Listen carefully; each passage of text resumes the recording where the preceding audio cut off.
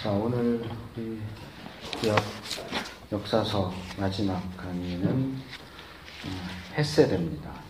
헤세드라고 하는 히브리어는 사실 우리 영어로나 한국어로나 번역하기가 참 어려운 단어입니다. 이제 보통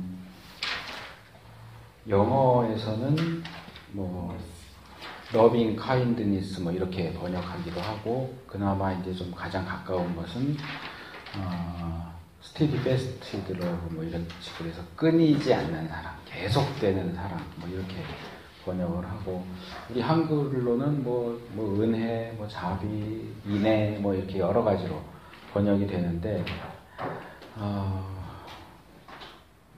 이제 조직신학적인 개념으로 하면 더 이렇게 구체적으로 따져야 하긴 하겠지만, 구약학적인 입장에서 헤세드를 정의를 내린다고 한다면, 하나님께서 죄인인 인간에게 또는 하나님의 백성을 향해서 취하시는 태도예요. 근데 조직신학에서는 죄인에게 취하는 거냐, 하나님 백성에게 취하는 거냐, 이런 부분에서 이제 구분을 하기는 하는데, 저희 구약학에서는 그렇게까지 구분하진 않고, 하나님이 하나님의 백성, 근데 이스라엘도 죄인이잖아요. 사실 구원받은 죄인이잖아요. 그들에 대해서 취하시는 변함없는 사랑의 태도, 이 정도로 이해하시면 될 것 같아요. 이거는 역사서뿐만 아니라 선지서에서도 발견이 되고, 모세오경 쪽에서도 발견이 되는, 저는 이렇게 표현하고 싶은데 수수께끼예요. 구약, 신약도 따지고 보면 마찬가지겠지만, 이제 구약만 놓고 볼 때 구약 성경에서 우리가 발견하게 되는 수수께끼 중에 하나다. 그걸 간략하게 표현을 하면 이런 거예요. 우리가 이제 구약을 보는데, 구약의 그 중심적이고 핵심적인 사상이 뭐냐에 대해서 여러 가지 논란이 있지만, 그 중에 하나가 언약이라는 거예요. 이제 언약은 하나님과 인간 사이에 세워지는 것인데, 사실 이 언약이라는 표현은 조금 기독교적으로 윤색이 된 표현이고, 이제 저희 보수주의 쪽은 언약이라는 표현을 많이 쓰지만, 비평주의에서는 그냥 계약 이렇게 써요. 계약과 언약이 어떻게 다릅니까? 사실은 전혀 다르지 않아요. 근데 우리가 이제 기독교 신학 안에서 계약이라고 하는 표현도 쓰지만, 주로 하나님과 인간 사이에 맺어진 그 관계, 약속을 언약이라고 하는 표현으로 쓰는 것은 이런 관계의 어떤 특수성, 특별성을 강조하기 위한 의도입니다. 우리가 이제 계약이라고 할 때는 사람과 사람 사이에 계약, 이렇게 많이 이야기하고, 이럴 경우에 이제 중요한 것은 이게 쌍방적인 계약이라는 거예요. 이 A라는 사람과 B라는 사람 사이에 계약이 세워질 때 양쪽 다 거의 대등한 어떤 권리와 대등한 의무를 갖습니다. 우리가 생각하기 쉬운 전세 계약을 하면, 집주인이 있고 세입자가 있어요. 전세 계약을 맺었습니다. 이 사람은 집주인에게 전세금을 내줘야 하는 의무가 있고, 전세금을 받았을 때 집주인은 세입자에게 집을 내줘야 하는 의무가 있습니다. 마찬가지로 집주인이 전세금을 받는 것은 이 사람의 권리고요. 그렇죠? 전세금을 낸 세입자는 집을 제공받는 것이 자기의 권리예요. 그러니까 쌍방적이죠. 이게 거의 50대 50이라고 말할 수 있어요. 이쪽에서 전세금을 내지 않는다면 이쪽에서도 집을 내주지 않을 수 있는 그 근거가 되는 거고, 이런 식을 놓고 볼 때 어쨌든 이 계약이라고 하는 우리 일상적에서 사용되는 이 표현은 쌍방적 또는 쌍무적, 양쪽 다 의무를 지는 그런 특성을 가지는 반면에, 성경에서 하나님과 사람 사이에 맺어지는 계약은 이렇게 50대 50이 되는 경우가 사실 많지 않다는 거예요. 가장 대표적인 예를 들 때, 하나님께서 아브라함과 맺으신 보통 이제 횃불 언약이라고 해요. 짐승께 쪼개고 하는 그런 얘기 나오는 횃불 언약을 보면, 원래 이제 짐승을 돌로 쪼개가지고 양쪽으로 나누는 이 행위 자체는 뭐냐 하면 이 짐승이 완전히 죽었다. 어느 한 곳도 이어져 있는 부분이 없이 완전히 두 조각 났다.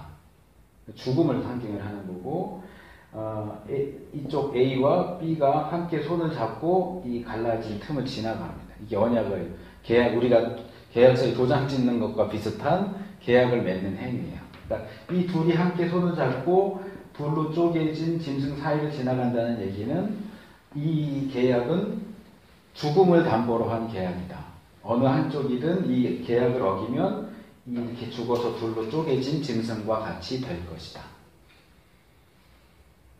그만큼 강력한 의무를 양쪽에게 다 지어주는 거예요.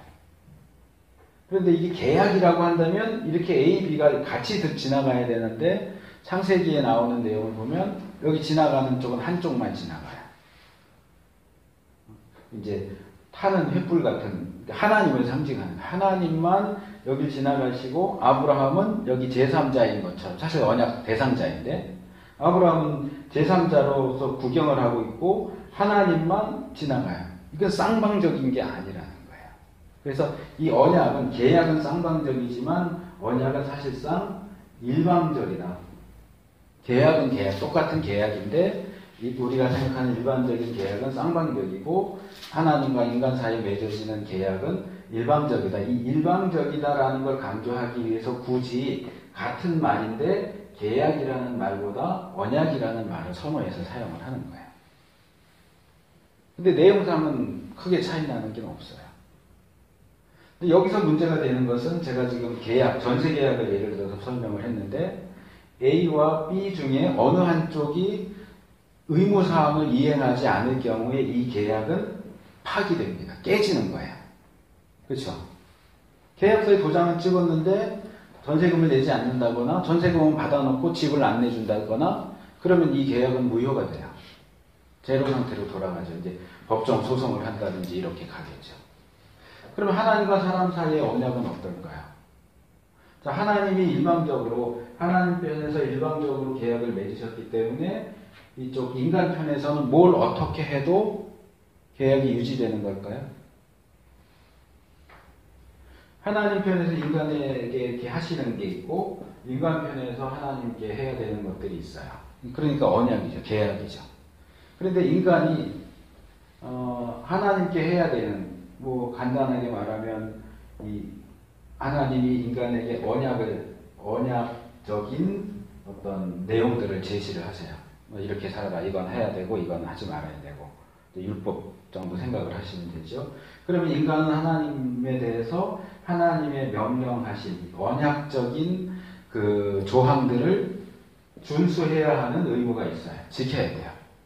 그럼 인간이 이 언약적인 그 계명들을 준수하지 않는다면 이 언약은 어떻게 될까요?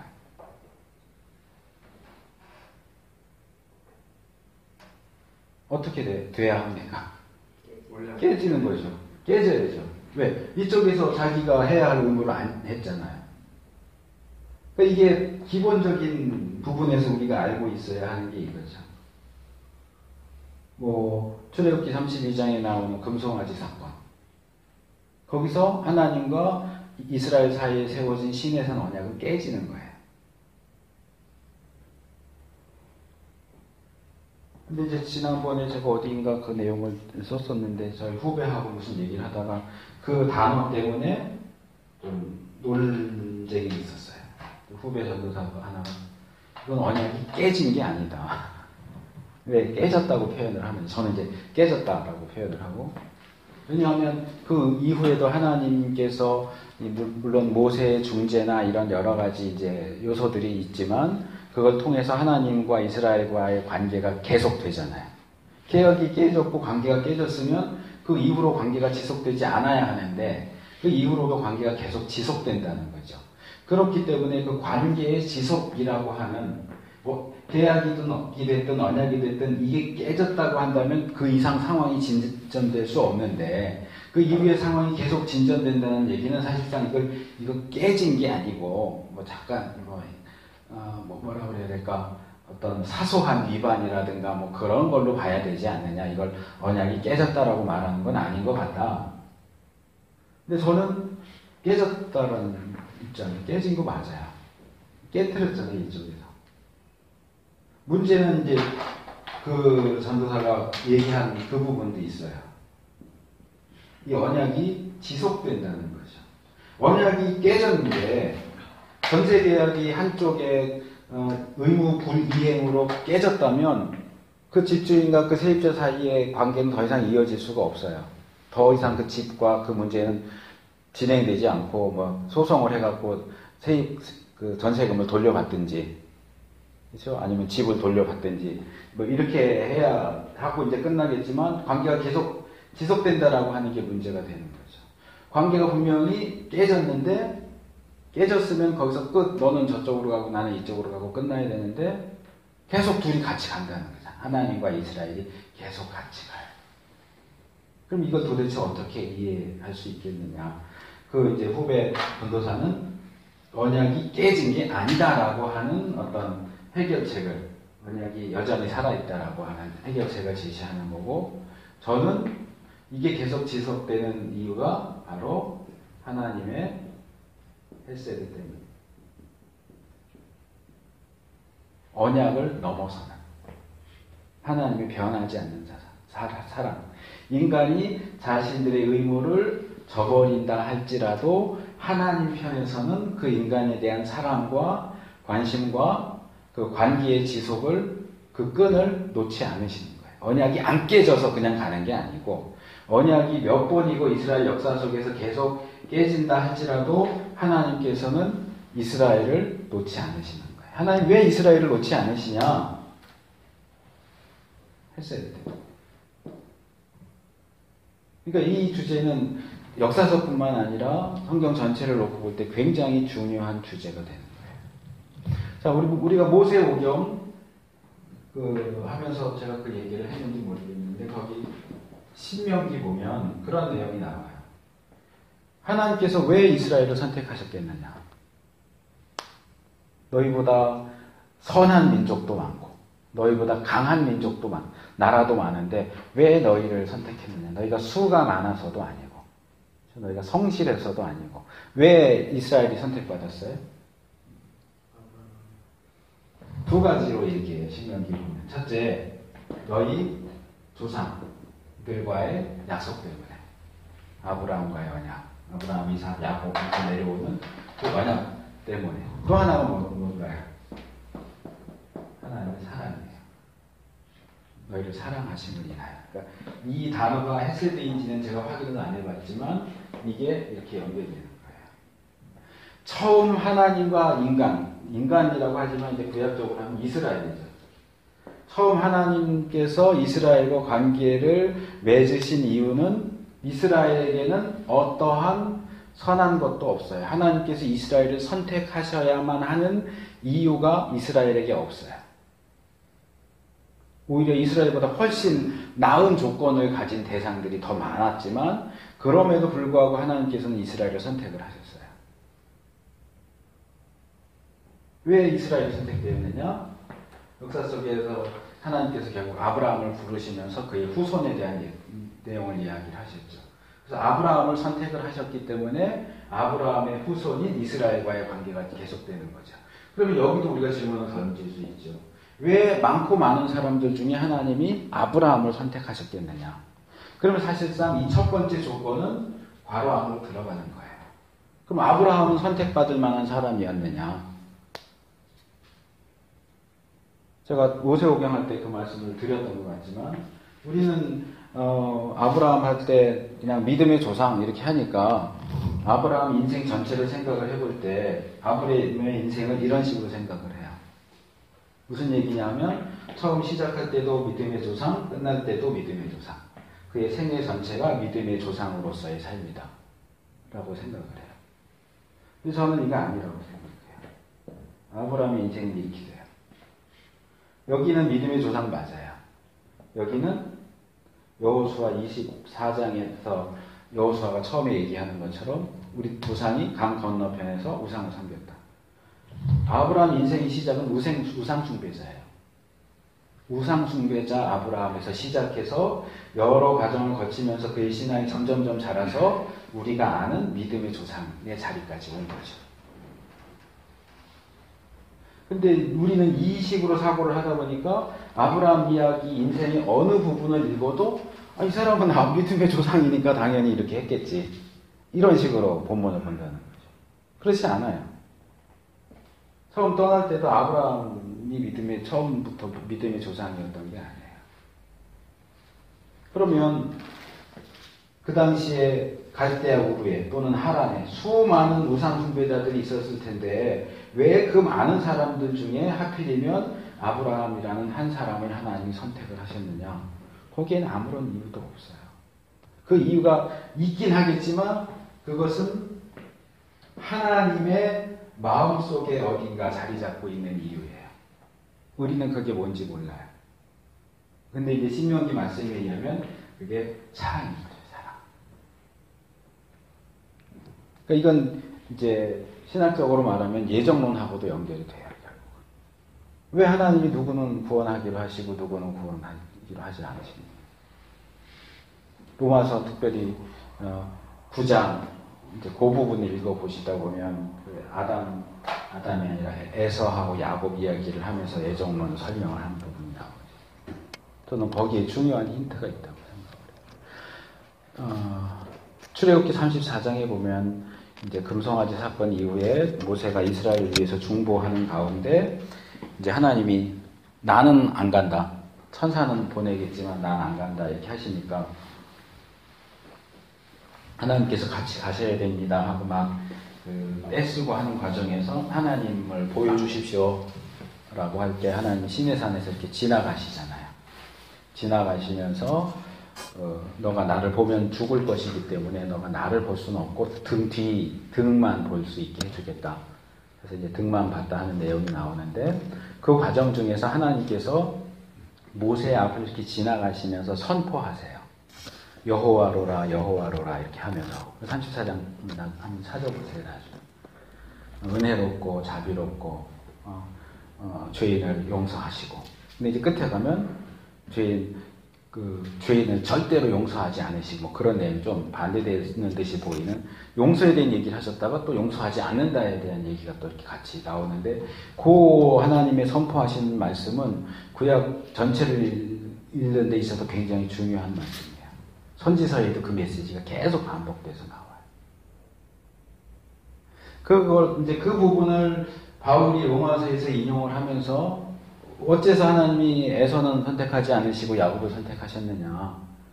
그 둘이 어떤 선과 악을 행하기도 전에 그 둘이 이 세상에 태어나기도 전에 하나님이 선택을 하셨다. 그 얘기는 뭐냐 하면 사람이 행하는 어떠한 행동이 하나님의 선택의 이유가 될 수 없다는 거예요. 우리가 칼빈주의 예정론 할 때 그 예지 예정이라는 게 있잖아요. 알미니우스에서 얘기하는 그 사람이 믿을 걸 알았기 때문에 선택했다. 근데 우리 칼빈주의는 그걸 인정하지 않잖아요. 왜냐하면 믿을 걸 알았기 때문에 선택했다면은 그 사람이 믿는 행동이 선택의 근거가 될 수 있으니까. 근데 그 선택의 근거는 인간에게 있지 않아요. 어떠한 행동도 뭐 믿음이 됐든 뭐가 됐든 어떤 것도 없어요. 외적으로 보이는 여기 이제 너희 조상과의 약속하지만 이것도 거꾸로 거슬러 올라가면 괄호 안에 들어갈 수밖에 없다는 거예요. 아브라함에게 어떤 요소가 있어서 선택한 게 아니에요. 이스라엘에게 어떤 하나님이 선택할 수밖에 없는 이유가 있어서 선택한 게 아니고 오늘날 우리도 믿어서 구원받는 우리도 우리에게 어떠한 선택할 수밖에 없는 요소가 있기 때문에 우리를 선택한 게 아니에요. 사람이 생각할 수 있는 어떠한 이유도 어떠한 항목도 선택의 조건이 될 수가 없어요. 그리고 거기서 얘기하는 것은 하나님의 선택에는 하나님만 알고 계시는 이유가 있다. 그걸 어디서 알 수 있느냐 하면 바로 그 출애굽기 34장 내용 인용하면서 나는 은혜 받을 자에게는 은혜를 주고 은혜 받지 말아야 하는 자에게 은혜를 주시지는 않아요. 근데 은혜를 받아야 할 사람에게는 반드시 은혜를 베푸시는 분이에요. 그 기준은 우리가 알 수 없는 하나님만의 기준이에요. 돈이 많다, 적다, 뭐 나이가 어떻다, 남자냐 여자냐, 그 사람이 어떻게 행동하느냐 하는 우리 인간 쪽에서 생각할 수 있는 조건은 어느 하나도 여기에 해당되지 않지만 하나님이 가지고 계시는, 하나님만 알고 계시는 판단 기준에 의하면 은혜 받을 자가 있고, 은혜 베풀어 줄 대상이 있고 은혜 베풀지 않아야 하는 대상이 있어요. 그게 뭔데요? 몰라요. 성경은 그걸 가르쳐 주지 않아요. 적어도 하나님은 하나님의 기준에 어김이 없이 긍휼히 여길 자, 은혜 베풀 자를 선택해서 그에게 은혜를 주시는 분이에요. 근데 이제 이것을 이 신명기 말씀과 연결시킨다면 이게 되는 거죠. 사랑. 근데 이게 그것이 사랑이라고 얘기를 해도 문제가 다 해결되지는 않아요. 그럼 왜 그 사람을 사랑하세요에 대한 답이 주어지지 않기 때문에. 그러니까 이 얘기는 사실은 사랑 자체를 강조하는 것일 수도 있지만 이 사랑하시는 하나님에게 근거가 있다라는 이야기가 될 수는 있겠죠. 어쨌든 이 부분은 이제 예정론을 이해하는 게 이제 중요한데 어쨌든 이스라엘을 선택하는 데 있어서도 하나님의 사랑이 가장 큰 이유가 되고 그래서 아브라함 언약, 뭐 모세 언약 그 이후에도 계속 언약이 세워지지만 그 언약이 항상 지켜지는 게 아니에요. 사실상 거의 항상 깨져요. 하나님과 사람 사이의 언약은 계속해서 깨지는데도 하나님이 얘들을 버리지 않고 차버리지 않고 깨진 이후에도 또 찾아가시고 또 깨져도 또 찾아가시고 깨져도 또 찾아가시고 또 찾아가시고 하면서 계속 이스라엘과의 관계를 이어가신다는 거예요.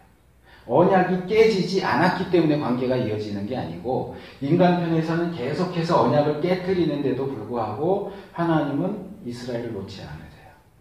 그게 뭐냐? 헤세드에서 나옵니다. 그래서 이분은 신학자는 아니고 만화 그리는 사람인데 나온 지 좀 오래된 한 20년, 15년 정도 된 것 같은데 두란노에서 나온 김수경이라고 하는 사람이 이 그림책을 몇 개 냈어요. 두란노에서. 근데 그 제목들이 재미있어요. 그 중에 하나가 뭐냐 하면 이거예요. 하나님은 사랑의 이 책 제목이에요. 하나님은 사랑의 눈이 멀었다.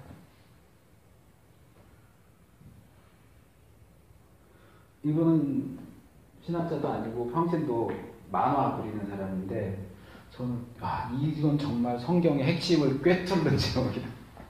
하나님 사랑의 눈이 멀었어요. 제정신이 아닌 거예요. 제가 볼 때는, 적어도 제가 볼 때는 제 표현으로는 제정신이 아니에요. 아니 하나님 자존심도 없어요. 한 번, 두 번도 아니고 수천 년의 역사상 계속 그렇게 배신하고 깨트리고 배신하고 깨트리는데 왜 그걸 못 놓느냐고. 이스라엘이 아니면 죽을 것처럼. 이스라엘 버릴 수 있잖아요. 딴 나라 선택해도 되잖아요. 나는 너 이 정도 왔을 때 너한테 내가 할 수 있는 건 다 했어. 그 이상 다 했어. 난 더 이상 너는 안 되겠다. 정말 지겹다. 너 가. 하고 쫓아내고 다른 민족, 다른 나라를 선택할 수도 있잖아요. 근데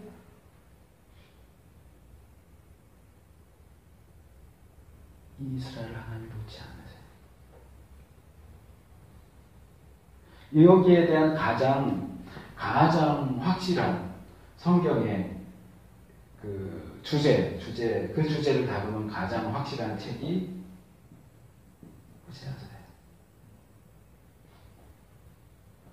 너는 가서 음란한 여자와 결혼하고 자식을 낳아요. 그래서 비평주의자들은 호세아서가 실제로 있었던 일이 아니라고 그래요. 왜냐하면 어떻게 선지자가 창녀하고 결혼을 할 수 있느냐. 그건 실제 이스라엘 역사 속에서 일어날 수 없다. 근데 벌써 처음부터 얘기가 틀렸어요. 성경은 고멜을 창녀라고 얘기하지 않아요. 고멜은 직업적인 창녀가 아니에요. 일반 여자예요. 다만 음란한 여자예요. 그리고 결혼해서 잘 살았어요. 애들도 낳았어요. 그러고 나서 말하자면 바람이 나서 가출을 해버린 거예요. 딴 남자 따라가고. 그러니까 뭐라 그래요? 하나님. 야, 너 가서 그 여자 찾아와. 용서해주고 그 몸값 지불하고 다시 데려와. 그리고 살아. 데려와서 살았는데 또 나가네. 야, 또 가서 찾아와. 호세아서를 읽으면서 저에게 굉장히 가장 충격적으로 다가왔던 하나님의 명령이 뭐냐 하면, 자, 결혼했는데 여자가 바람이 나가지고 나갔어요. 그래서 찾아와. 그럴 수 있어요. 찾아올 수 있어요. 찾아오라 그러면. 어쨌든 결혼 언약, 결혼 서약이라는 것도 있고, 또 하나님이 말하자면 중매해 주신 결혼이잖아요.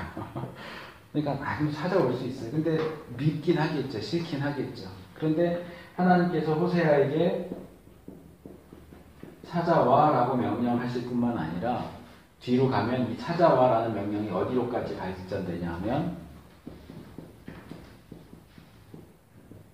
그 여자를 사랑해라. 어떻게 사랑할 수 있어요? 찾아오는 건 할 수 있어요. 여러분들이 호세아 입장이면 사랑할 수 있어요? 그런 여자를? 몇 번이나 그렇게 집 나가가지고 어디 있는지 수소문해야지요. 찾아다녀야지요. 또 가서 몸값 얼마 내야 된다 그러면 호세아가 뭐 부자도 아니었을 텐데 또 돈 모아야죠. 돈 모아서 지불하고 데려와서 또 살다 보면 또 나가고 그런 여자를 찾아와 하면 찾아올 수는 있어. 그리고 너 저기 네 방에 들어가서 뭐 하든지 말든지 먹든지 말든지 알아서 하고 그냥 한 집안에서 그냥 살 수는 있을 거예요. 근데 어떻게 그런 여자를 사랑하냐고요. 그런 호세아와 고멜의 이야기, 비현주의자는 이건 있을 수 없는 일이야. 이건 만들어낸 얘기야. 라고 얘기할 정도의 그 이야기는 결국 뭐예요? 이 호세아가 하나님이고요. 고멜이 이스라엘이에요. 이 실제 상황들을 통해서 하나님은 야, 네가 내 마음이 어떤지 좀 겪어봐라. 전부는 아니, 일부예요. 부분적이나마 내가 지금 이스라엘을 볼 때 내 마음이 어떨지 너가 상상이라도 할 수 있겠냐? 한번 네가 이 음란한 여자, 계속 집 나가는 여자 찾아오고 사랑하고 하는 과정을 통해서 내 마음이 어떨지 좀 네가 생각 좀 해봐. 그리고 그 마음으로 이스라엘에게 메시지를 전해라. 호세아서예요. 결국은 하나님의 헤세드에 대한 얘기죠. 우리가 이 하나님의 헤세드를 이해할 수 있을까요? 이 헤세드를 따라할 수 있을까요? 저는 불가능합니다.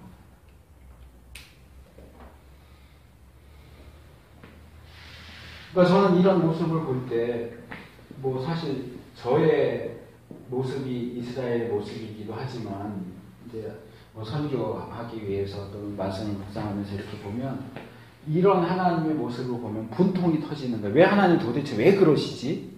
왜 이렇게까지 하시지? 그럴 때 제가 발견한 표현이 이거예요. 야, 하나님이 사랑에 눈이 멀었구나.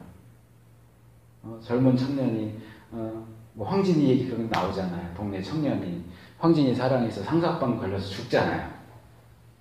그런 것처럼 하나님한테는 참 죄송해요. 하나님이 그렇게 묘사해서 참 죄송한데 하나님이 정말 객관적으로 보면은 별 볼 것도 없는 정말 가치 없는 대상인 이 이스라엘에 대해서 사랑에 빠졌고 그 사랑의 눈이 멀었어요.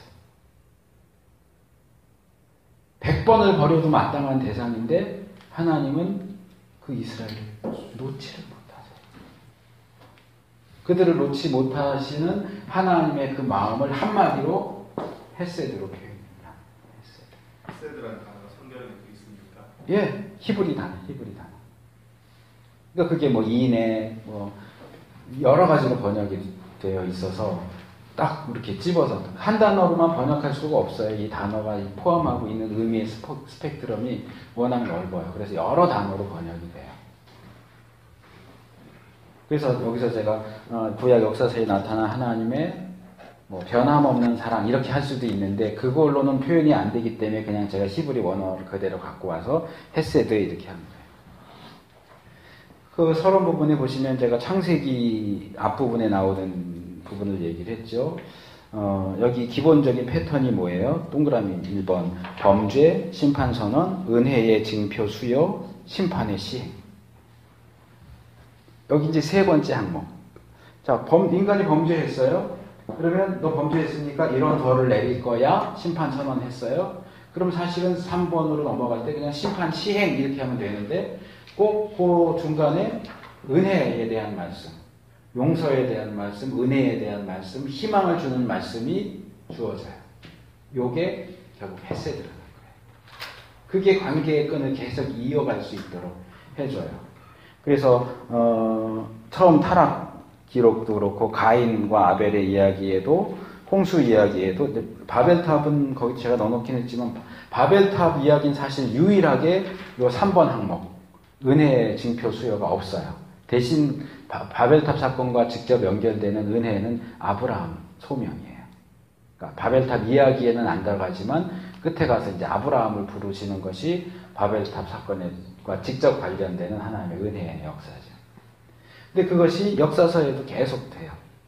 그래서 이제 원래 오늘은 에스라, 느헤미야, 에스더, 그 다음에 역대기 중심으로 보려고 계획은 했는데 앞에 내용도 좀 훑어보는 게 좋겠다 싶어서 여기 여호수아, 사사기, 룻기, 여호수아는 좀 길게 했고 이 부분은 제가 다 할 건 아니고요. 한번 보시면서 이 관점, 이 안경을 쓰고 보시면 좋을 것 같아요. 그 역사서들을 읽으시면서 제가 여기 써놓은 것과 같은 질문. 자, 1장. 이제 모세가 죽었어요. 여호수아가 모세를 대신해서 이스라엘의 지도자가 됐는데 하나님께서 희한하게도 여호수아를 세우심과 동시에 무슨 얘기를 계속 얘기하시느냐 하면 강하고 담대하라는 얘기를 계속 반복해서 얘기하세요. 뭐 그 구절은 우리가 많이 외우기도 하고 잘 알려져 있는 구절이기도 하지만 여기서 이렇게 생각할 수 있죠. 그냥 은혜로운 말씀이다 이렇게 읽을 수도 있지만 시각을 조금 바꿔서 왜 하나님은 이 강하고 담대하라는 얘기를 계속 하실까라는 질문을 던질 필요가 있다는 거죠. 왜일까요? 그동안 여호수아가 모세의 부관 역할을 하기는 했지만 모세만큼 강하고 담대한 사람이 아니라는 거예요. 더군다나 그 위대한 지도자 모세가 죽은 이후에 자기 혼자 이 이스라엘을 이끌어가야 하는 그 중대한 사명을 맡은 지금 여호수아는 정말 약해져 있고 불안해서 떨고 있는 상태였던 것 같아요. 그러니까 하나님 계속 격려해 주신 너 할 수 있어. 너도 모세처럼 될 수 있어. 내가 너를 모세처럼 만들어 줄게. 기운 내. 힘내. 용기를 내. 계속 강하고 담대하라는 얘기를 계속 얘기하세요. 이것도 하나님의 헤세드라고 생각을 해요.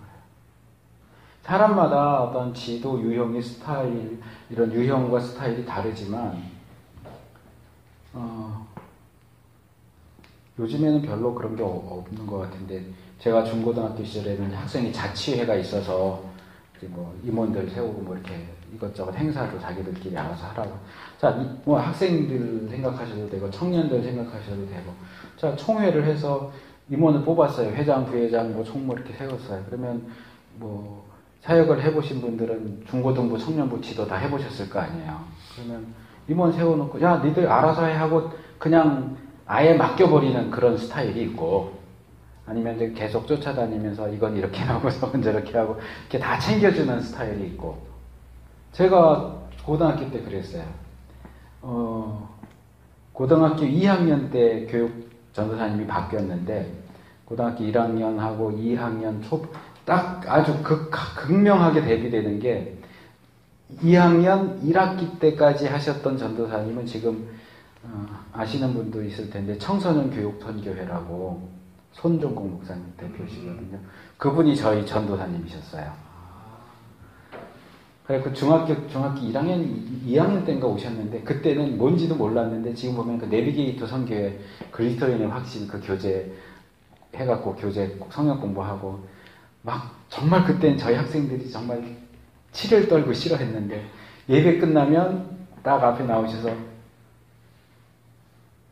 어디 몇 장 암송카드 복사해갖고 나눠주고 그거 암송을 시켰어요. 이렇게 한 사람 다 시키는 건 아닌데 몇 명 샘플로 매주.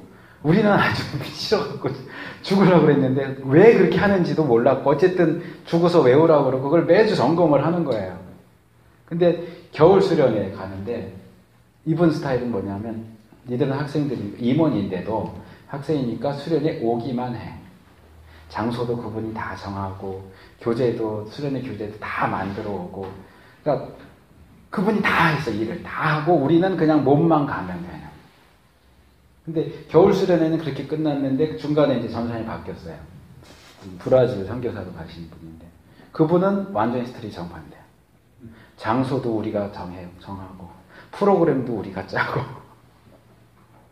다 학생들한테 맡겼어요. 근데 저 개인으로서는 어느 게 더 도움이 됐느냐 하면 뒤에 하신 분도. 왜? 직접 할 수밖에 없으니까. 장소도 우리가 다 잡숴다 하니까 학생들끼리, 임원끼리.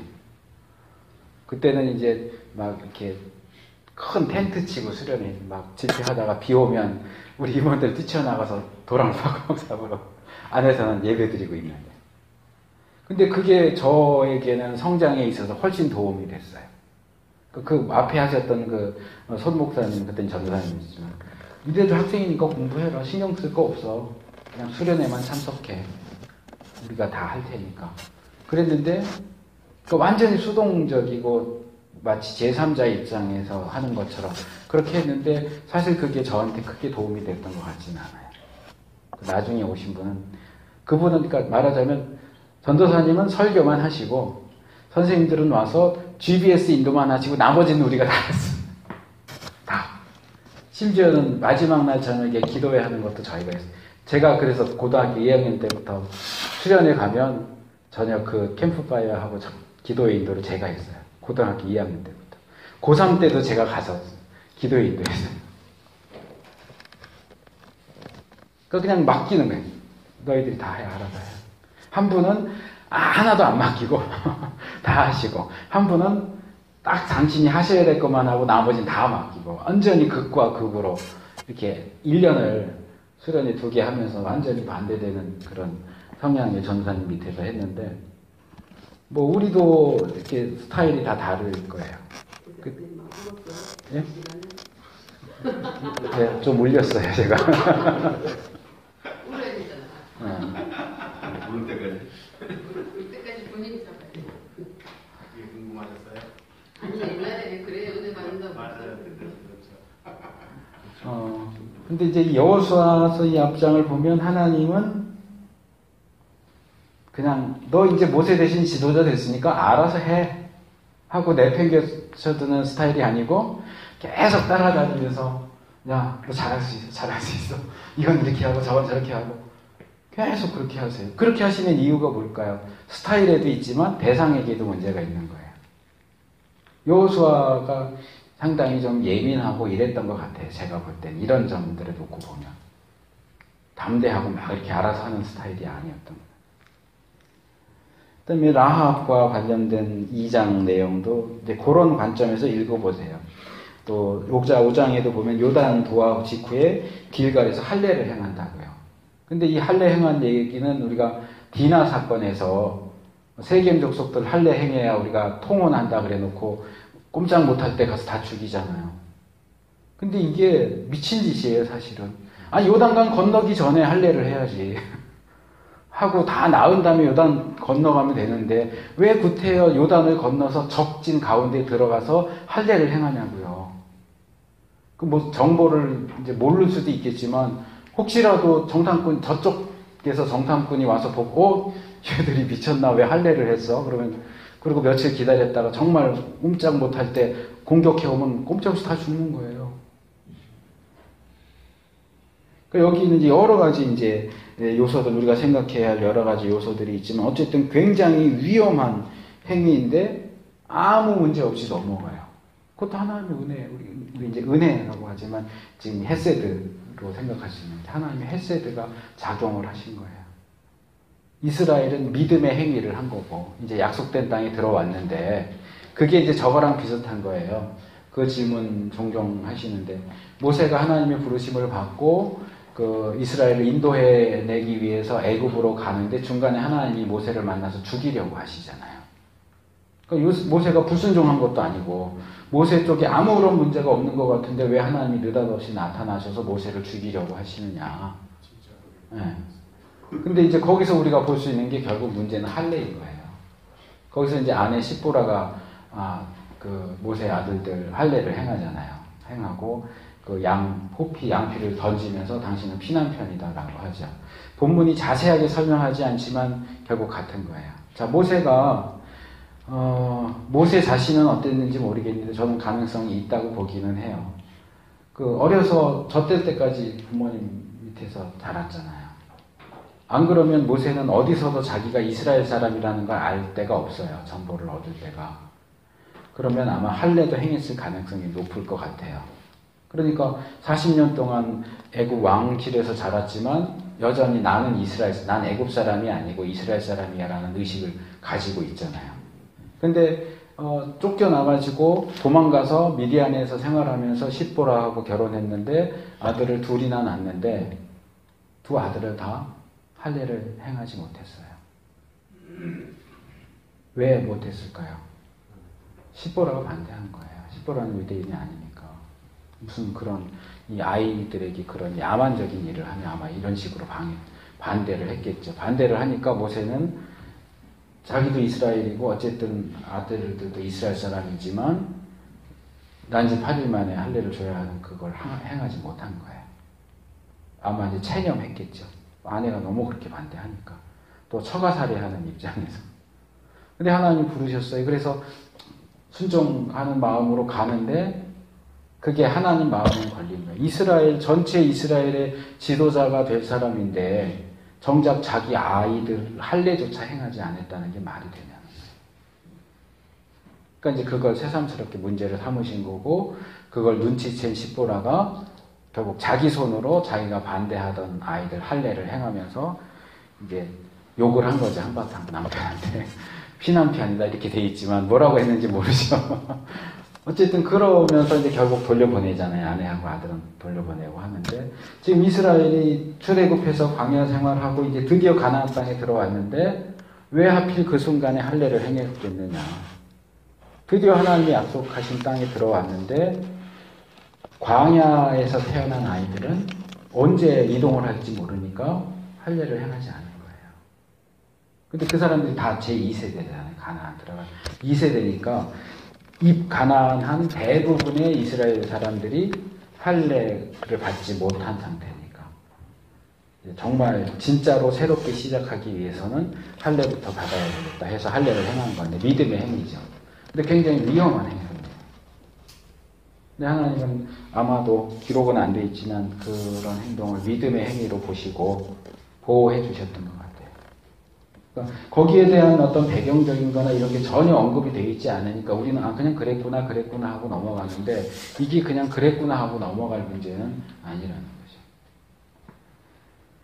그다음에 여리고 점령도 아까 제가 와서 이제 하다 보니까 상급 얘기를 하는데 참 거스틴 형님이 참 놀라운 이야기를 저도 처음 들었거든요. 근데 그 비슷한 생각은 제가 하고 있거든요. 하나님이 우리에게 주시는 상급은 사실은 우리 행위에 따라서 주시는 것이기 때문에 은혜가 아니라 어떤 대가적인 측면이 많다고 이야기가 되지만 저는 상급도 결국은 은혜라고 생각을 해요. 왜냐하면 이런 거예요. 요즘은 어떤지 모르겠는데 한 달 회사 나가서 1개월을 일하면 한 200만 원 받는다고 쳐요.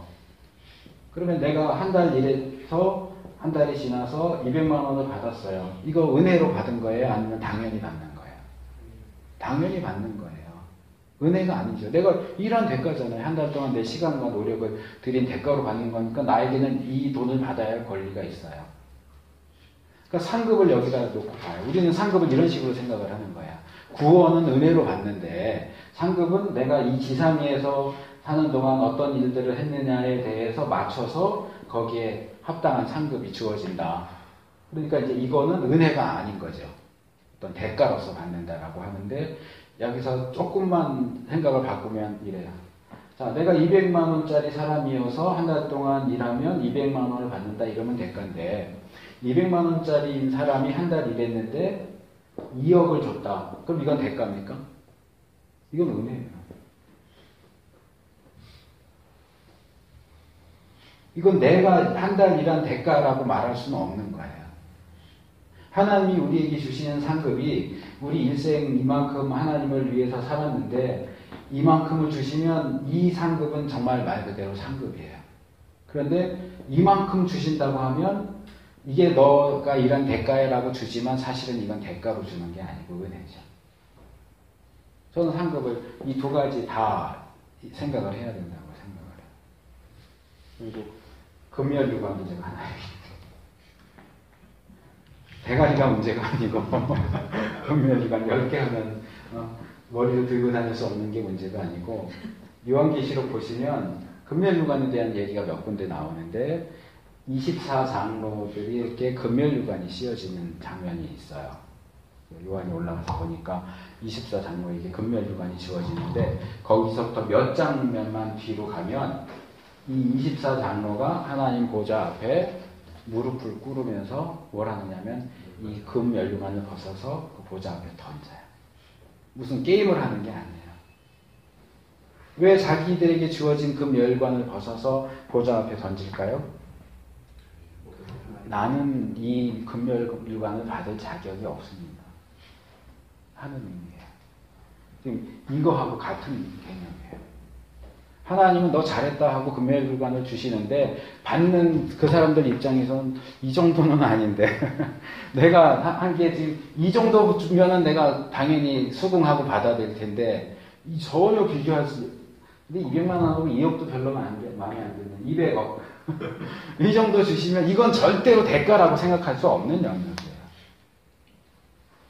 하나님은 근데 주시면서 네가 수고한 대가야 하고 주세요.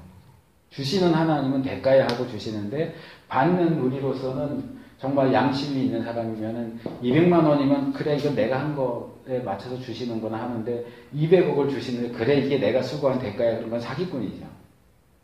이건 은혜를 주시는 거예요. 근데 우리를 대하시는 하나님의 그 방식은 대부분 이런 식이에요.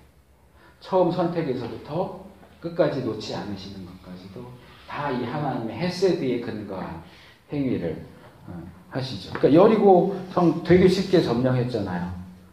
근데 사실은 그들이 순종해서 여리고성을 점령했다고 하지만 그들이 순종한 행위는 사실은 별거 아니에요. 거기에 대한 대가라고 하기에는 너무 큰 거예요. 여리고성 점령하는 거는. 자, 그런 식으로 이제 사사기는 제가 2개만 해놨는데 이 2장이 보면 너희들이 하나님의 말씀을 어기고 그 가나안 족속들 쫓아내지 않았다. 그 원래 하나님의 그 방식에 의하면은요, 그 전에 한번 말씀을 드렸던 것 같은데, 가나안 땅은 그 정탐꾼들이 민수기에 보면 가나안 땅 정탐하고 와서 그 땅을 뭐라고 표현합니까? 가나안 땅은 어떤 땅입니다. 그래요. 젖과 꿀이 흐르는 땅이기도 하고, 젖과 꿀이 흐르는 땅이기도 하고, 또 하나는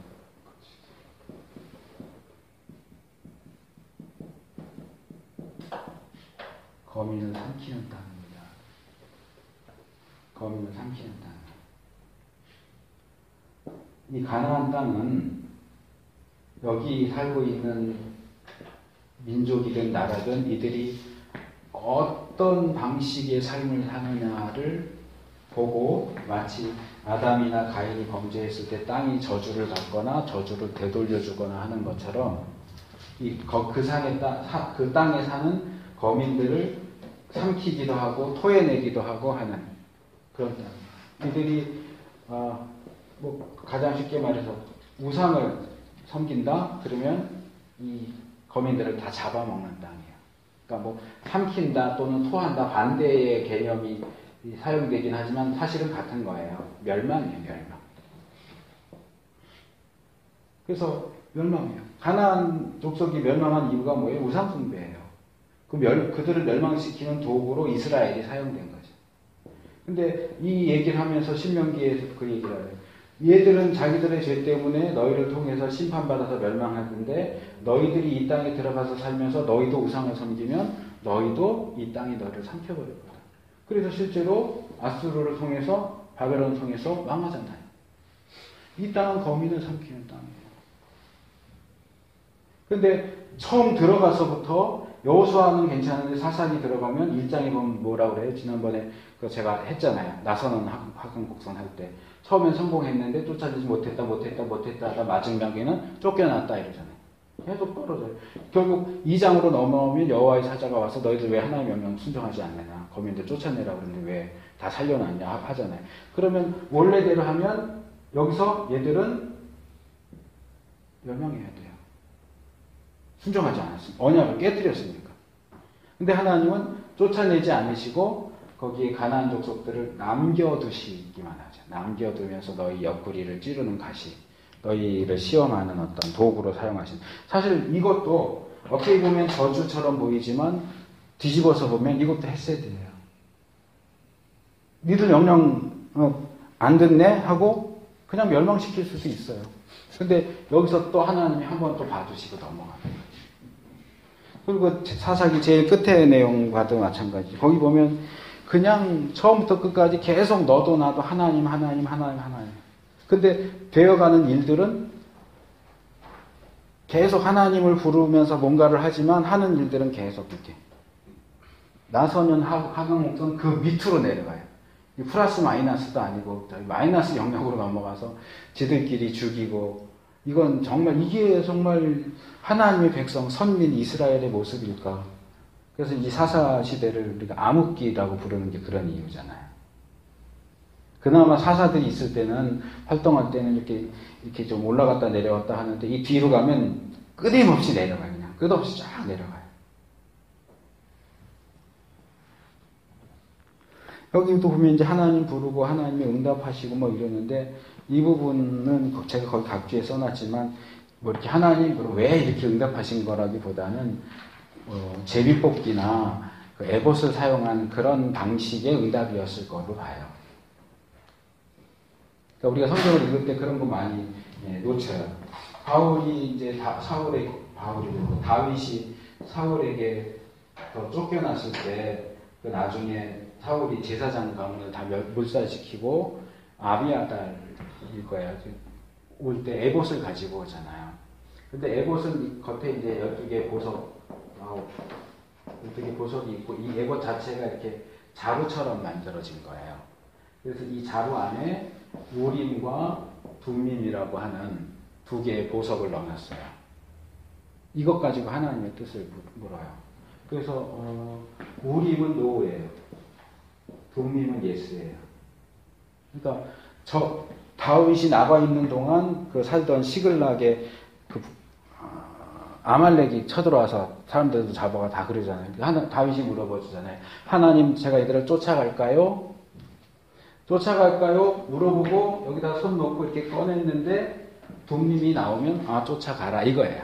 하나님 음성으로 쫓아가라 이렇게 하시는 게 아니고 근데 만약에 우림이 나오면 쫓아가지 마라 이렇게 되는 거예요. 그러니까 하나님께 물었다라고 하는 것은 우리가 생각하는 것처럼 뭐 음성으로 하나님 그러면 왜 제가 쫓아가야 될까요? 말아야 될까요? 그 쫓아가라 이렇게 하는 그런 응답이 아니고 그런 종류의 응답이 아니고 제비뽑기나 특별히 에봇을 사용한 우림 둠밈은 이 식이에요. 일단 질문을 잘 던져야 되고 예스 아니면 노. 다윗 시대까지 그렇게 했다는 거예요? 예, 그 이후에도요. 예. 선지자 있었잖아요. 선지자는 이제 문서 선지자와 그 앞에 엘리야나 이런 선지자들이 있지만 선지자들의 케이스는 하나님과 대화하는 그런 장면들이 나오잖아요. 그거는 별개예요. 그런데 단순히 다윗이라든가 이제 사사기에도 그런 게 나오고 제비뽑기 나오는 거는 다 이런 방식이에요. 그러니까 선물상에 그 기록된 곳에는 우리가 주님에게 물어봤다는 말을 그러니까 거기 보면 아비아달이 올 때 에봇을 갖고 왔다는 내용이 나와요. 그럼 그 에봇을 갖고 왔다는 거기에 표현이 다 돼 있는 거예요. 그렇죠. 그러니까 나중에 사울 말년에 보면 하나님께 물을 수가 없었어요. 왜냐하면 이게 없어졌잖아요. 다윗한테 갔잖아요. 사무엘도 옆에 없고. 그래서 그 혼을 부르는 사람들이 많아요. 그렇죠. 하나님께 물을 수 있는 방법이 없는 거예요. 다 사울로서는. 그 이전에도 물론 당연히 사용하지 않았지만 다급한 상황에서 사무엘도 없는 상황에서 하나님께 묻고 싶은데 하나님께 물을 수 있는 방법이 없어요. 근데 이제 이런 건 있죠. 중간에 뭐 이렇게 전투하는 과정 중에 제비 뽑는 거 나오잖아요. 요나단이 모르고 꿀 찍어 먹잖아요. 그래갖고 완전하게 이길 수 있는데 누가 그랬냐 하고 제비 뽑으니까, 그러니까 제비 12개 만들어서 뽑을 때 이제 어느 지파가 걸린 거고, 베냐민 지파가 걸린 거고, 그럼 베냐민 가족 단위로 만들어서 뽑았을 때 이제 사울 가족이 뽑힌 거고, 그다음에 사울하고 요나단 둘 중에서 뽑았는데 요나단이 뽑힌 거, 이제 제비 뽑기죠. 그것도 이제 유대인들은 잠언에 있는 것처럼 제비는 사람이 뽑으나 일의 결정은 하나님이 하신다 그러기 때문에 제비 뽑기 방식도 하나님의 뜻을 묻는 방식으로 사용이 됐고요.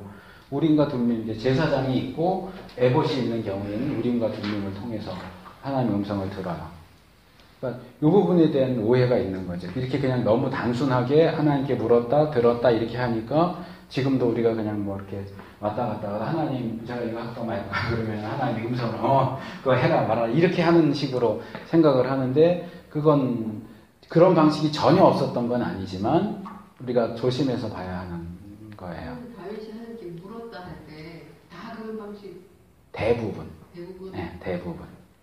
그러니까 특별한 언급이 없는 경우는 이 우림과 둠밈을 사용했을 것이고, 선지자를 통해서 뭐 이렇게 한다거나 그랬을 때는 이제 선지자들이 그 나단 선지자나 이런 선지자들이 하나님과를 통해서 음성을 듣거나 뭐 환상을 보거나 이랬을 가능성이 있죠. 어느 시대까지예요? 그거는 딱 그어지진 않아요. 네. 그러니까 그 베니힌 목사 이런 사람들, 미국에 성령 운동하는 사람들이, 저도 그 부분 책에서 봤는데 나중에 존 메가더 목사님이 반박을 하더라고요. 베닌 목사님 뭐라 그러냐면 책에 쓰기를, 나는 늘 하나님을 만난다. 하나님과 대화한다. 오늘 아침에도 내가 이렇게 면도하고 있는데 하나님이 야 베니히나 이렇게 해가지고 하나님과 대화하고 교회에 출근했다 이렇게 얘기를 써놓은 게 있는데, 존 메가더 목사님이 그 내용을 보고 자기 책에서 그걸 반박을 해. 나는 이거 인정할 수 없다. 구약시대, 신약시대에 정말 하나님이 나타나셔서, 그러면 그렇게 하나님이 나타나셨을 때 그 하나님을 만난 사람들의 반응과 태도가 어땠는지 봐라. 제가 아까 모세 얘기도 했잖아요. 하나님 보여주세요. 내가 널 보여줄 수는 없다. 왜? 나를 본 자는 다 죽는다. 등만 봐라. 지나가고 뒤에만 봐라. 변화산에서 나타나면 다 죽은 자처럼 되고, 다니엘서도 보면 잠자거나 죽은 것처럼 되거나 구름이 빽빽하거나 이렇게 되는데, 면도하다가 하나님 나타났으면 이렇게 해갖고 죽었지. 어떻게 면도하다 하나님이 나타났는데 태연스럽게 끝까지 면도를 맞췄을 수 있냐? 난 그거 인정할 수 없다. 존 메가더 목사님 진짜. 선생님과의 어떤 내적인 그런 것들을 얘기할 수 있는데, 그런 쪽 얘기를 하는 분들은 내적인 걸로 얘기하지 않고 정말 하나님이 자기 온 것처럼 얘기해요. 육성으로 듣는 것처럼 얘기를 한다고. 베드로가 이제 고넬료 보낸 사람들하고 예. 그때 하나님이 성령의 음성이 들렸잖아요. 예. 내가 보낸 사람이가 가라. 그때는 이제 그건 이제 본문이 이 안에서 환상을 통해서 육성인지 내적인 건지 나와 있지 않으니까 우리가 딱 집어서 말할 수는 없는데, 그 부분에서 우리가 주의해야 될 것은 성경 시대와 성경이 기록되는 시기와 시대와 구약, 신약 그리고 성경 기록이 마감됐잖아요. 이 시대에 나타난 현상과 성경 기록이 마감된 이후의 시대의 현상을 동일하게 보는 건 좀 문제가 있다는 거죠. 왜냐하면 그 시대에는 그런 것들도 이제 성경이 기록이 되어야 하기 때문에 하는데, 여기서 베드로가 환상을 보고 음성을 들었다. 오늘날 누군가가 환상을 보고 음성을 들었다고 할 때 이게 정말 똑같은 현상이냐? 그건 우리가 장담해서 말할 수가 없어요. 육성으로 듣는 거는 구약 창세기부터 쭉 내려올 때 이렇게 점점 숫자가 줄어요. 하나님이 자기를 계시하는 방식은 직접적인 것으로부터 간접적인 것으로 변화되어 와요. 그러니까 직접 말씀하시다가 사람을 보내서 말씀하시고, 이 뒤로 가면 기록된 말씀으로 말씀하세요. 그러니까 지금도 하나님이 직접 나타나서 말씀하실 수 있죠. 저는 거기에 대해서 반대하진 않아요. 그런데 이미 하나님이 우리에게 말씀하시는 방법이 다 기록되어 있는데 하나님이 직접 나타나신 이유가 없는 거죠. 거지 나사로, 부자와 나사로 이야기해서 부자가 뭐라고 그래요? 그럼 나사로 다시 살려보내서 우리 형제들한테 얘기해 주세요. 뭐라고 그래요? 이미 율법과 선지자가 있다. 말씀이 있는데 죽은 자가 살아나가봐야 소용없다. 기록된 말씀을 안 믿는 사람은 죽었다 살아났다 그래도 안 들을 때가 그 허락을 안 하잖아요. 그러니까 이 시대를 올수록 계속 기록된 말씀을 통해서 이미 하나님의 말씀은 완결됐고 그것을 통해서 하나님 충분히 말씀을 하세요. 우리 안에 내주하신 성령님이 네. 우리한테 말씀하실 것 같아요. 말씀하시는데 그 말씀은 성경의 말씀과 어긋나지 않죠. 그렇죠. 예. 성령의 생각과 육신의 생각을 분별하라 그랬잖아요. 예. 성령의 생각을 따라가는 하나님의 말씀인데 예. 말씀을 보고 따라가는데 그러니까 우리가 환상을 보든 음성을 듣든 늘 말씀에 비춰가야죠. 비춰서 판단을 해야죠. 말씀보다 우선시 될 수 없어요. 지금도 왜 갑자기 뭐 꿈을 꿨는데 맞다는 이런 거 우리 전사님들 봅니다. 네, 뭐 그런 분들 교회 가면 많이 있는데 거의 맞다고. 저는 안 맞거든요. 저는 그건 초심자 케이스라고 봐요. 초신자 아닌데. 신앙의 수준이 낮으면 지금도 하나님이 꿈으로나 환상으로나 하실 수 있지만 정상적인 신앙의 과정을 거친 사람이라면 말씀으로 충분해요. 그러니까 교회를 오래 다녔어도 신앙이 성숙하지 않은 사람들은 계속 꿈으로 할 수 있겠죠. 성숙한 사람인데 내가 보기에는. 근데 꿈 갖고 그렇게 하면은 제가 볼 때는 성숙하다고 말하기는 힘들 것 같아요. 네. 성령과 교제하는 거, 예. 교통하는 거, 예. 그거를 우리가 이제 잘 해야 될 거 아니에요? 예, 말씀을 통해서 분별하는 방법을 좀 더 구체적으로 그냥 따라가면 된다고 하지 말고 우리가 하나님의 음성을 듣는다라고 할 때는 크게 두 가지가 있어요. 하나는 외적인 음성이고요. 하나는 내적인 음성이에요. 이제 외적인 음성이라는 건 말하자면 육성이에요. 정말 여기 아무개 하고 부르면 다 우리의 육신의 귀로 들을 수 있는 거. 근데 이 경우도 차이가 있어요. 바울이 회심하는 장면을 보시면 사울아 내가 어째 나를 핍박하느냐 그러는데 거기 이제 사도행전에 나오는 두 본문에 조금 차이가 나요. 거기 이제 빛이 있고 빛을 보는 게 있고 음성을 듣는 게 있잖아요. 근데 바울은 육성으로 들었는데 바울과 함께한 사람들은 못 들어요. 그러니까 이 부분에서도 좀 어떤 선택적인 게 있고 또 하나는 성경에서 육성으로 소리가 들려진 케이스는 우리가 생각하는 것보다 굉장히 적다는 거예요. 그 외에는 내적인 음성이에요. 우리 마음속에 마음의 소리죠. 근데 내적인 음성은 다 하나님의 음성이냐 하면 아니에요.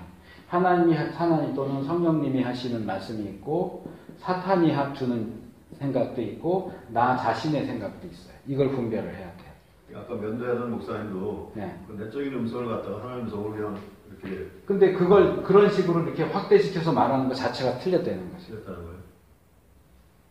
그러니까 이 부분은 이제 뭐 PT하고 뭐 이렇게 하면서 쉐어링 할 때도 이게 둘로 나눠져요. 저는 후자를 선택하는데 어떤 사람은 이렇게 얘기해요. 오늘 말씀을 읽다가 이게 하나님이 나한테 주시는 말씀이구나 라고 생각한다고 했을 때 똑같은 상황인데 이 사람은 뭐라고 얘기하냐면 오늘 하나님이 나에게 이렇게 말씀하셨어 이렇게 얘기해요. 설교자가 설교할 때 하나님이 내게 이렇게 말씀하셨는데 내가 왜 그러냐고 물었는데 하나님이 이렇게 말씀하시다 뭐 마치 청중들이 들을 그러니까 때는 내적인 음성인데 그걸 외적인 걸로 하면 그렇죠. 회중들은 이렇게 듣는 우리 목사님 되게 하나님하고 직접 대화도 하는 그런 경우는 거의 없단 그렇게 말이에요. 설교를 해요. 근데 저 같은 경우는 이렇게 얘기해요. 싫어요. 내가 오늘 말씀 묵상했는데 나는 이것이 하나님이 나에게 주시는 말씀이라고 생각합니다. 하나님이 나에게 말씀하셨습니다가 아니고 이게 하나님이 이 본문을 통해서 나에게 하시는 말씀이라고 생각합니다. 생각합니다. 네. 그러니까 이런 부분에서 우리가 표현을 정확하게 해줘야 돼요. 그러니까 설교를 할 때도 일반적인 해석을 얘기할 때는 이거는 이렇습니다. 보통 다 이렇게 얘기합니다. 근데 제가 보면서 조금 더 새롭게 보면은 저는 이렇게 저는 딱 구분을 해서 얘기해요. 왜? 그건 저의 생각이니까. 제가 성경을 해석하면서 내린 결론이면 저로서는 확실한 결론이지만 어쨌든 저의 결론이잖아요. 그러면 이건 이렇습니다. 그렇게 얘기하잖아요. 저는 이게 이렇게 볼 수 있다고 생각합니다. 저는 이렇다고 생각합니다. 이렇게 구분해서 딱 명확하게 표현을 하거든요. 그 음성을 듣는 데 있어서도 이게 성도들의 오해를 불러일으킬 수 있는 표현은 피하는 게 좋아요. 자, 잠깐 쉬도록 하겠습니다. 쉬기 전에 간단한 예. 대답일 것 같아서 그 출애굽기나 신명기 여호수아고 왕벌 나오잖아. 예. 그 왕벌이 진짜 왕벌인가 아니면 어떤 그건 실제일 수도 있고 상징적인 것일 수도 있고 그래요. 예. 그러니까 왕벌, 실제 왕벌을 사용하실 수도 있고 아니면 자연적인 어떤 요소들을 통해서 하셨다는 그런 것일 수도 있고. 그리고 예. 아브라함이 이렇게 애굽으로 내려갔다가 하나님은 이제 아내를 잃어버리든지. 예. 그때 어떤 목사님들은 그 사라가 몸을 그 순결을 잃었다. 아니요, 그건 전혀 그렇지 않아요. 아니죠? 예, 아닙니다. 내가 아니라고 얘기하는데 그 사람은 못 믿더라고. 아니 이삭을 낳아야 되는데 안 되죠. 그게 문제가 되는 것은 이삭을 낳는 거하고 별도일 수도 있어요. 아니, 그게 문제가 되는 것은 아브라함과 사라 사이에 정결한 아이가 태어나야 하는데 만약에 그 사라가 뭐 애국왕 바로라든지 아비멜렉에게 몸을 더럽혔다면 문제가 돼요, 실제로. 예. 그렇기 때문에 그래서 하나님이 급박스럽게 역사하신 거예요. 그렇게 몸을 취하기 전에 그렇게 하지 못하게 역사를 하시는 거죠. 예. 그래서 내가 미리 너한테 예, 성경에 그렇게 나오고. 예. 그러니까 그거는 가셔서 그렇게 우길 문제가 아니라고 얘기를 해주세요. 예. 잠깐 쉬겠습니다.